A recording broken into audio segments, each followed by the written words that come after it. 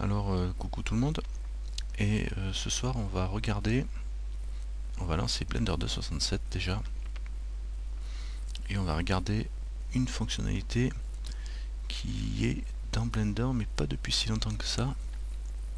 C'est la peinture avec les masques. Alors ça va aller assez rapidement.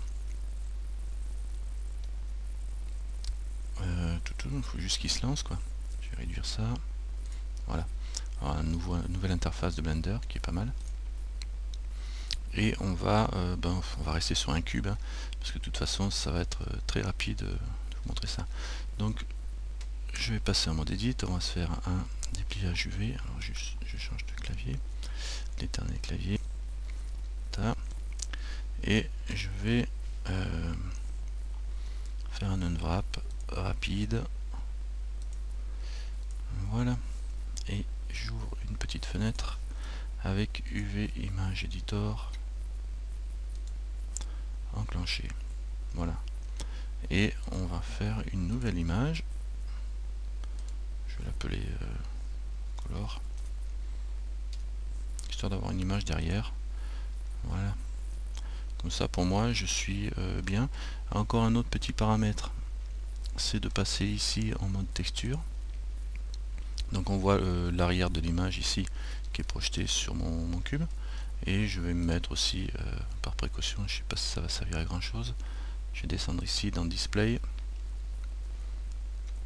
et dans display je vais venir ici en GLSL et en texture solide. Voilà, merci. Donc là ça devrait être bien, je devrais être équipé pour à peu près tout. Je vais voir si j'enlève, non c'est bon, j'ai celle texture solide. Si je me mets en solide, j'ai la texture ici. Voilà. Donc ça c'est la base du système. Maintenant ce que je vais vous montrer, c'est quand on passe ici en mode paint, texture, en texture paint, on a les outils habituels de brosse, Chrome, etc., software, smear et TextDraw.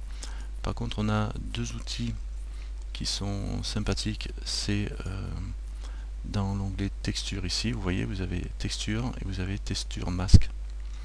Et ici, dans texture, vous avez entre autres le stencil, j'en ai déjà parlé il n'y a pas si longtemps, qui permet de créer, d'utiliser une texture ici et de la projeter directement. Je vais juste vous le montrer pour vous le rappeler, parce que ça sert aussi dans le masque.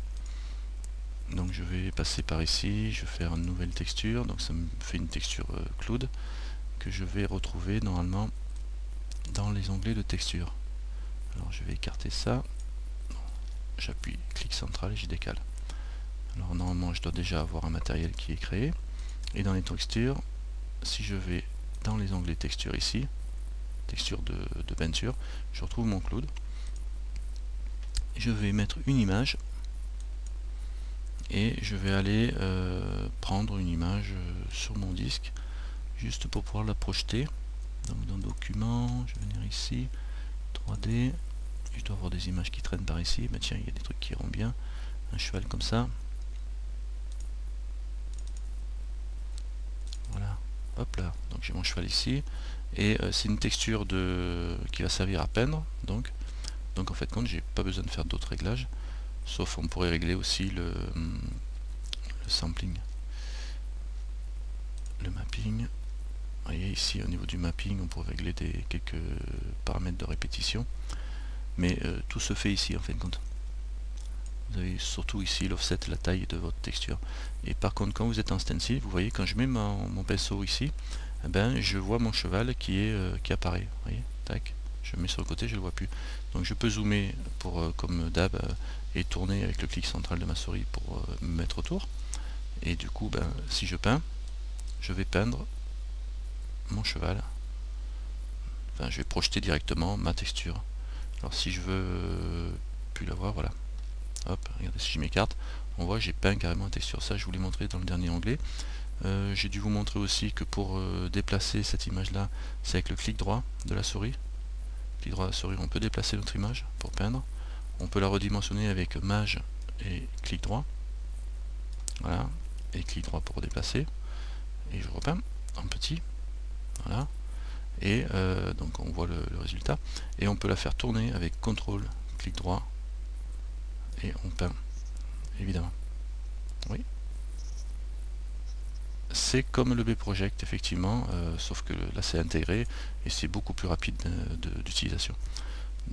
En fait, et là, pour déplacer l'image que vous avez, vous pouvez l'attraper avec un clic droit standard.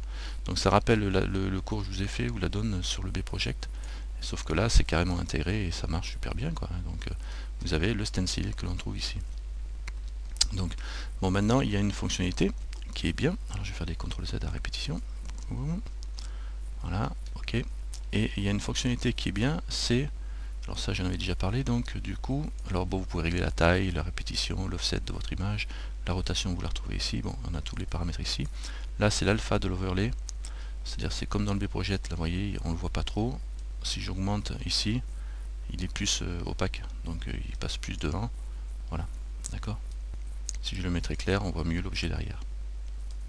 Et du coup, par contre au niveau de la peinture ça change rien, c'est pareil, hein. La peinture elle y est, et elle est peinte de la même façon, que je sois en alpha comme ça, ou en alpha encore plus fin, enfin moins fort. Si je peins, j'aurai exactement le même résultat. La seule différence qui peut jouer là-dessus, c'est ici au niveau du strength et du radius et du mix de votre image que vous pouvez régler, quoi.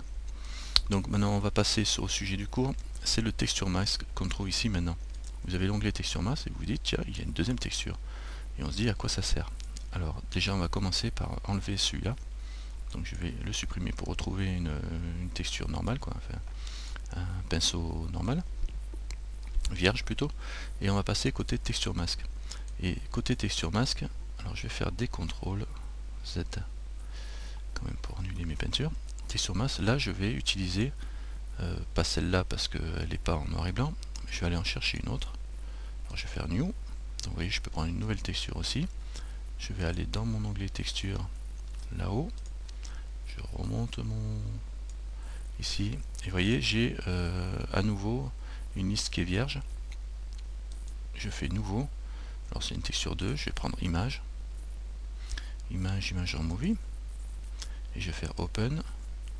Et je vais aller chercher, toujours pareil, une image dans 3D, je suppose. Voilà. Et là, je vais prendre la noir et blanc, puisque ça va très bien pour faire un masque. Celle qui est noir et blanc ici. Voilà. Alors toujours pareil, il y a les réglages que l'on trouve ici qui vont pas trop vous servir pour l'instant, mais je touche pas, c'est des réglages en fait compte. Il n'y a pas beaucoup de réglages parce que c'est une texture qui doit servir de brosse, quoi. Et là, ici, je vais aller la prendre. Voilà. Donc je dis que, alors vous voyez, quand je me mets là, comme je suis encore en stencil de l'autre côté, voilà, quand je l'ai choisi, en fait, quand il m'a mis stencil ici, il me l'a remis ma texture. Donc ici, je vais me mettre en tilt par exemple, ou en 3D, et je vais enlever cette texture là pour pas peindre avec le cheval. Et par contre, on regarde maintenant, on voit que j'ai gardé cette texture là. Donc quand j'ai ajouté la texture ici, ça me l'a mis aussi en haut, mais là par contre je peux l'enlever. Donc j'ai deux textures différentes, une dans le pinceau qui peint, donc qui va peindre en bleu par exemple, avec une même à fond, voilà, avec un radius qui est bien assez grand au niveau du rayon. Donc quand je mets mon pinceau là, vous voyez, j'ai plus la projection du stencil, puisque je me mets en 3D. Et en dessous, j'ai le texture mask que lui, je vais aller mettre en stencil pour le voir bien. Donc je me mets en stencil, et quand je me mets là, tada, on ne voit rien, parce que il faut que je sois coché ici. Alors j'ai pas le... Je n'ai pas... Si, normalement, oui, ça doit marcher. Voilà, je vais remonter. Voilà. Si j'augmente l'overlay, alors vous voyez, l'overlay c'est toujours pareil, hein, c'est l'opacité. Alors on voit mon masque qui apparaît derrière, enfin qui apparaît derrière ou devant en fin de compte, mon objet. Pareil que tout à l'heure avec le stencil, sauf que là c'est noir et blanc, et on voit la partie blanche est transparente et la partie noire est visible. Donc je vais baisser l'alpha un petit peu, comme ça on verra. Je vais me mettre bien en face, on va dire, je vais me mettre sur en vue de front perspective. Et soit je zoome, soit je m'embête pas, je réduis ma taille de mon stencil. Alors, ah non, mais ça affichera pas le noir sur du noir pour l'instant. Le seul truc, c'est que je ne peins pas cette peinture là, c'est un masque que je vais positionner sur mon cube, sur cette face là, juste je le positionne le masque. Donc je veux peindre cette face là, donc là j'ai ce masque que j'ai, alors je répète, j'ai mis une texture qui me sert de masque ici, en noir et blanc. J'ai repris une autre texture ici, c'est-à-dire que j'ai supprimé la texture qu'il y avait ici au niveau de la brosse qui peint elle, hein. Le masque ne peint pas. Et je me mets en mode 3D par exemple, ou en stencil je pourrais aussi si je faisais une projection. Mais bon là je vais mettre en mode 3D pour que ça vous compreniez plus facilement. Et là je suis allé juste me mettre en stencil ici pour pouvoir régler facilement la position de mon masque, hein, en mode stencil. Et là j'ai la possibilité aussi, comme avec l'autre mode de texture, de modifier la position et la rotation du stencil, mais les réglages sont différents. Dans le mode texture c'était Shift, clic droit, CTRL clic droit et clic droit pour déplacer. Alors clic droit pour déplacer, là si je fais un clic droit que je veux déplacer, je déplace rien du tout. Vous voyez, il faut faire Alt, clic droit, et là vous êtes sur vous bougez le stencil du masque.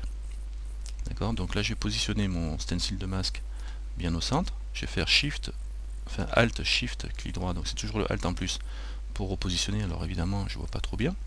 Et Alt ici, coucou, Shift Alt et je réduis, donc là il est dedans grosso modo, et je refais Alt pour le positionner. Vous voyez, il est un petit peu, il est petit mais il est là, donc je vais le mettre au centre. Et là on voit qu'il est positionné comme ça. Je vais mettre juste en face. Voilà, alors là je sais que mon masque est positionné au centre de mon image. Et maintenant pour vérifier, je vais peindre, donc je peigne en bleu, et si je peins, on va voir l'effet du masque. Voilà, d'accord, je peins dessus et j'obtiens, alors on voit même carrément la bordure de mon masque qui est là. Et en fait compte, c'est le masque qui bloque la peinture. Alors vous allez me dire, on aurait pu peindre directement avec un fond. Mais là, ce que vous allez voir, c'est autre chose. Je vais faire un Alt, Shift, clic droit, je vais agrandir mon masque, par exemple. Alors l'effet masque, c'est bien un effet, c'est-à-dire que ça masque tout ça. Oui, ça fait un masque, ça empêche de peindre dessus, effectivement. Là, j'agrandis mon masque et tout ce qui est en noir va être en alpha. En fait, c'est-à-dire que je vais voir ce qu'il y a dessous. Là, par exemple, je vais prendre une peinture rouge. C'est ça qui est un petit peu complexe. Le masque, c'est un masque. C'est comme si vous mettiez votre main sur le mur et vous donniez un coup de bombe. Voilà. Quand vous enlevez votre main, c'est la peinture à la préhistorique, quoi.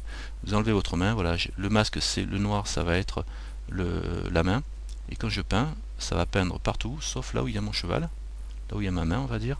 J'aurais pu faire une main, tiens, un masque. Et puis du coup, on voit tout ce qu'il y avait dessous. Pas mal, hein, pour faire des effets. Pas mal. Assez intéressant. Donc il faut juste se souvenir qu'en mode stencil, le fait de pouvoir bouger, il faut faire Alt, il faut maintenir le Alt pour le masque. C'est-à-dire si je fais Alt et CTRL, clic droit, je fais tourner mon masque, pareil.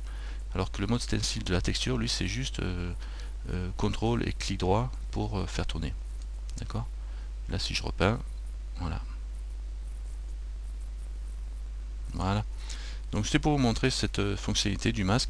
Ça peut être sympa si vous avez par exemple une zone à peindre et puis que vous voulez protéger ou laisser apparaître un fond. Ben, vous faites une zone qui va être masquée. Et quand vous peindrez, vous savez très bien que dans cette zone-là, vous n'allez pas toucher, vous allez conserver ce qu'il y avait derrière, en fait, compte. La zone qui est masquée, elle va rester en alpha. Donc ça peut être pas mal. C'était juste cet outil-là qu'on n'avait pas avant et qui peut être assez intéressant au niveau de voilà, on fait des stickers. Ben, vous pouvez évidemment aller chercher là j'ai un petit cheval, mais vous pouvez aller chercher des fontes, des polices de caractère que vous convertissez en images ou qui sont déjà en images et dont vous servez directement en masque, quoi. Voilà. Donc c'était tout pour cette fonctionnalité là de masque. Après le reste, c'est l'habituel travail, hein, de size, d'offset au niveau du masque, mais ça c'est tout standard, hein. Le seul truc qu'il faut capter, c'est cette histoire de texture au démarrage. Donc vous avez une texture ou pas ici, dans l'onglet texture.